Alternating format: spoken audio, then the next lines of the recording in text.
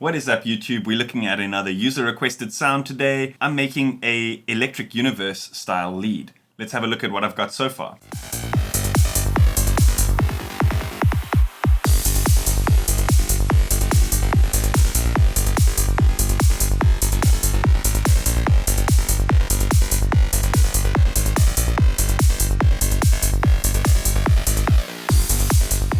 So the main element behind this sound is a sync. And what that is in regular synthesizers is forcing one oscillator to vibrate at the same frequency as another oscillator. And it creates a very particular type of sound, kind of edgy kind of tone that it gives to the sound. Now, Serum doesn't have an exact kind of sync algorithm built in, although it's able to create the same type of effect using one of the warp modes for one of the oscillators. So I'm just going to show you how I created this patch. Let's open up a new instance of Serum, and I'm just going to drag this MIDI over here down, and then I'm going to open it up and just pause it on the screen for a few seconds so you guys can copy what's going on here. So these are just being repeated, so you don't have to bother about what's happening in the second part over here. I'm just going to zoom in here so you can have a look.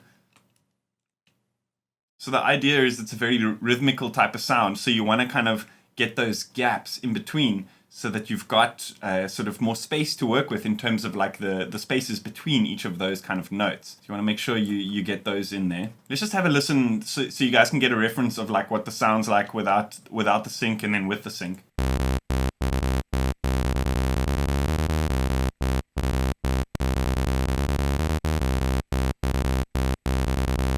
Another thing to note is, as far as I know, I'm using the root note G here, so let's transpose this by 7.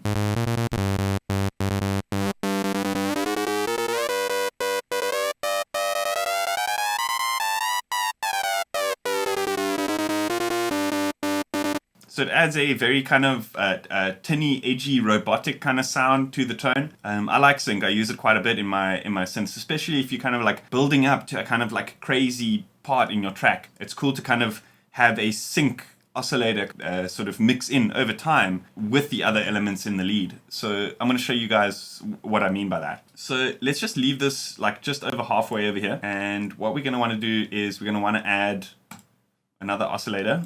And let's just set this to the basic shapes saw wave. Now let's listen to what's going on.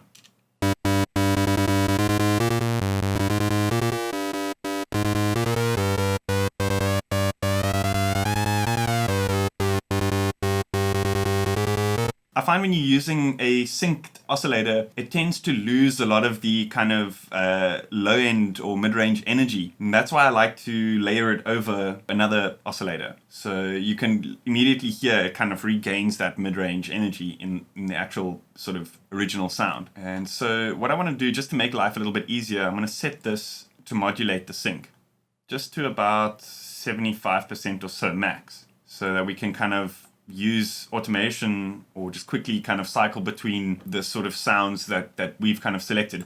Sync has the ability to go from very tame to very wild. So using a macro is a kind of nice way to sort of set the limits to that sound. Let's hear what we're working with again.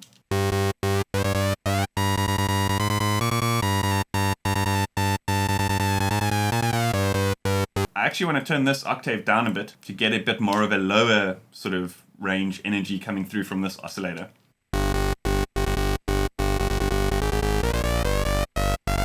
So with this patch, I used high pass filter less as a kind of filter, but more of a sort of equalizer to kind of tone down the sound a little bit before processing it with kind of distortion and stuff. I kind of just wanted to remove a little bit of the low end so that we can kind of distort it and sort of bring out the mid and high energy in that. So then let's use distortion, hard clip, set the drive to about 60%, I think. And then let's use some compressor, gain up a little bit, threshold up a little bit. That should be good.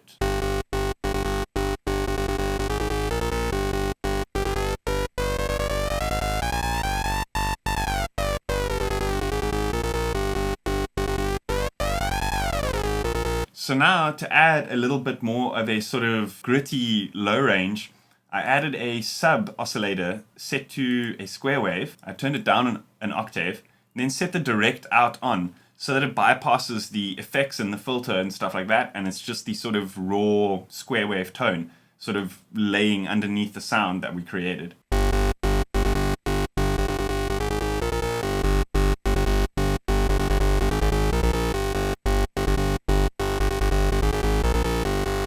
So that's pretty much it in terms of the actual Serum patch. Now let's dive into what's going on with the automation and the post-processing. So as you can see here, it's some pretty simple automation.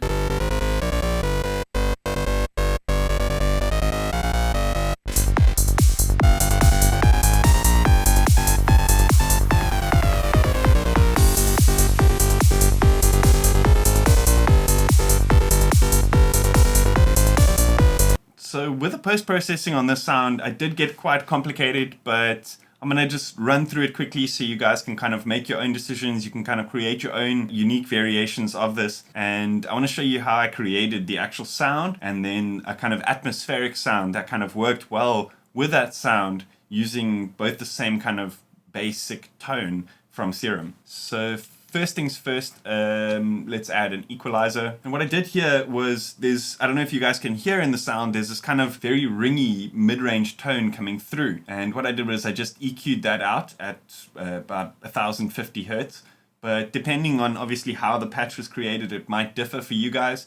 So you definitely want to check it out on the analyzer and see where that ring is coming through, if there is even some ring. Then I added waves H delay. You can just pause and copy these settings if you want. It's a 1/8 dotted with some filter action going on here. The dry wet mix was quite low on that, so it's just adding like a little bit of extra sparkle on top of the sound, as if you can call it that. And then I've got the Cubase Reverence. I think this is pretty much the init patch that it starts with. Just tweak the mix, the size, and the time scaling a little bit. Then I've got the Infected Mushroom wider. Then here what I did, I'm going to show you guys a little trick here. So because the sound is kind of like a very quick gated sound, I like to use an expander to kind of separate the high transients and the kind of space between the high transients. And what the expander does is it kind of increases the dynamic range in between those two spaces. So when the sound goes below a certain threshold, unlike a gate where it'll cut it out completely, it just kind of curves it down a little bit. And then I added some light compression over here, and then finally a little bit of LFO tool just to kind of give it more of a pumping effect. So then the overall sound should sound like this.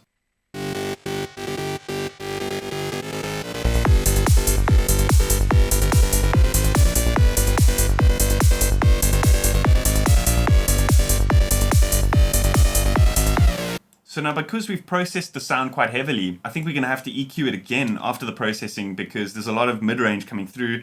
So let's put a high pass over here, like 200 or so.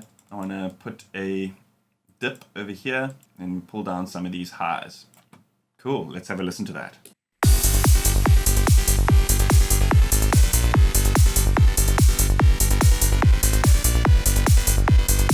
So that's the basic sound, and here I've got a sort of atmosphere type effect that I created with exactly the same sound, just playing with the post-processing of the sound, you know, increasing the reverb and delays and stuff like that. Yeah, have a listen to the sound quick and I'll show you how I got it.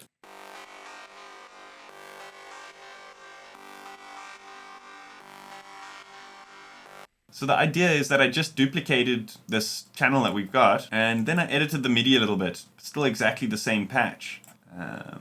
Let me just duplicate this along here. I'm going to turn off the automation because we don't really need it for this type of sound. And then let's go back to our post-processing over here. Let's go to the delay, turn this up quite a bit, turn up the feedback on there, go to the reverb, let's turn up the mix. We should have something closer to what we had in that sound.